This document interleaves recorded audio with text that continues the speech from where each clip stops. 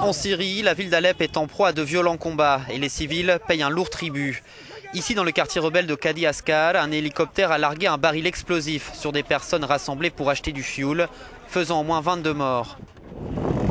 C'est une technique souvent utilisée par les forces du régime, notamment dans la région d'Alep. Elle fait chaque fois de nombreuses victimes civiles.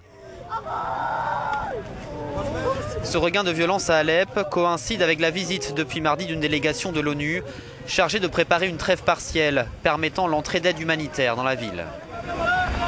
Du côté de l'opposition syrienne en exil, le discours a un peu changé. La coalition ne veut plus se présenter comme le seul groupe légitime. Lors d'une visite à Paris, son chef, Khaled Roja, a déclaré que si leur but est de se débarrasser de Bachar al-Assad, son départ n'est pas une condition au début des négociations. La chute de Bachar al-Assad n'a jamais été une condition, pas même lors des discussions de Genève, a-t-il déclaré. Mais les négociations doivent être claires et leur but doit être la fin de ce régime.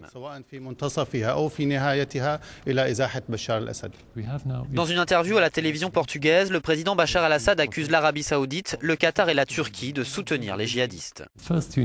D'abord, on a besoin de représentants en Europe qui aient la volonté de combattre le terrorisme. Or, on ne les a pas trouvés jusqu'à présent, a-t-il déclaré.